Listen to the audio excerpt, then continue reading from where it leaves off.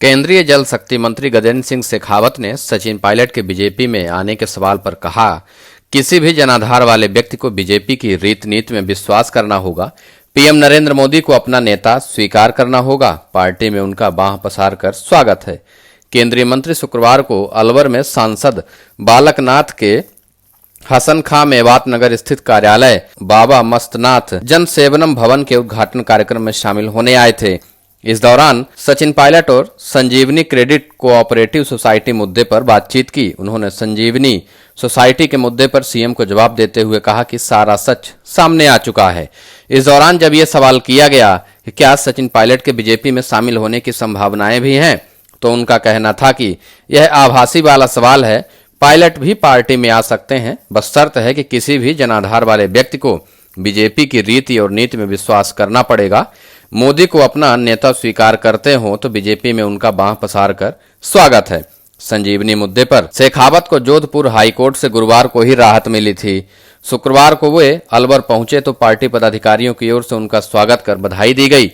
शेखावत ने सीएम पर निशाना साधते हुए कहा, मुझे लगता है बधाई इस विषय में है कि सच उजागर हुआ है, जिसे दबाने के लिए राजस्थान सरकार के मुखिया 1 साल से बयानबाजी कर रहे थे। गुरुवार को कोर्ट में दूध का दूध और पानी का पानी हो गया। पायलट के अनशन और भ्रष्टाचार के आरोप पर शेखावत का कहना है कि मुझे लगता है कि सास बहू की लड़ाई में बाहर वालों को बात नहीं करनी चाहिए। जब कभी भी सास बहू की लड़ाई में दूसरे लोग बात करते हैं तो उसमें कालिक ही पुतती है, इसलिए उनकी लड़ाई उनको ही लड़नी चाहिए। बीजेपी में प्रदेश नेतृत्व पर बोले, पार्टी में परिवर्तन सहज सामान्य और स्वीकार्य परंपरा है। सतीश पुनिया के नेतृत्व में भी व्यापक आंदोलन किए गए थे। हर विधानसभा क्षेत्र में जन आक्रोश यात्रा का आयोजन किया गया था। इसके चलते राजस्थान में सरकार के प्रति आक्रोश को इकट्ठा करने का काम किया है। बीजेपी में सहज प्रक्रिया है कि 3 साल के बाद नया नेतृत्व आता है। अब प्रदेशाध्यक्ष सीपी जोशी जी के नेतृत्व में 2023 और 2024 में नया कीर्तिमान स्थापित कर सकते हैं।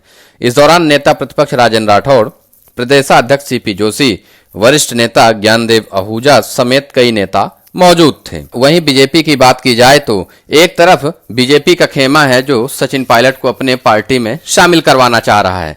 सीपी जोशी हो या गजेंद्र सिंह शेखावत, दोनों ही नेता खुलकर यह बयान दे चुके हैं कि सचिन पायलट का बीजेपी में स्वागत है। वहीं सचिन पायलट को देखा जाए तो उन्होंने वसुंधरा सरकार के खिलाफ ही मोर्चा संभाल रखा है। 2013 से 2018 तक के वसुंधरा सरकार के भ्रष्टाचार के खिलाफ ही सचिन पायलट अनशन पर बैठे, जिसके जवाब में वसुंधरा का भी बयान आया। वसुंधरा ने सचिन पायलट को अधर्मी तक इशारों में बता दिया। उन्होंने कहा कि ऐसे किसी आदमी को कभी राजयोग नहीं मिलता जो लोग झूठ की बात करते हैं। वहीं वसुंधरा राजे सचिन पायलट पर जिस तरीके से हमलावर हैं, उससे तो नहीं लगता कि वसुंधरा के रहते हुए सचिन पायलट कभी बीजेपी में शामिल भी हो सकते हैं।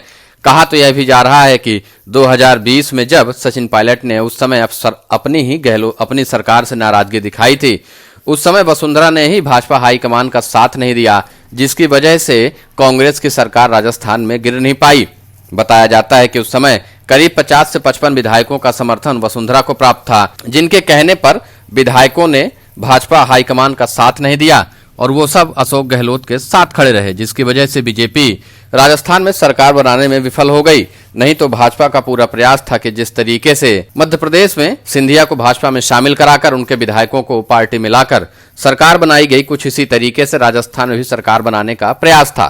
तो उस वक्त वसुंधरा ने ही सचिन पायलट का साथ नहीं देने की बात कही थी और अपने विधायकों को अपने पक्ष में रखा, जिसके बाद भाजपा हाईकमान पूरी कोशिश के बाद भी राजस्थान में अपनी सरकार नहीं बना पाया। और दूसरी तरफ वर्तमान की बात की जाए तो पूरा भाजपा यही चाहती है कि सचिन पायलट किसी भी तरीके से बीजेपी में शामिल हो जाएं। अब बीजेपी में भी 2 खेमे सचिन पायलट को लेकर बने हुए हैं। एक तरफ वसुंधरा खेमा है जो सचिन पायलट के खिलाफ खुलकर मैदान में है, तो वहीं अमित शाह, सीपी जोशी और गजेंद्र सिंह शेखावत खुलकर सचिन पायलट के पक्ष में उतरे हैं, जो चाहते हैं कि बीजेपी में शामिल हो जाएं।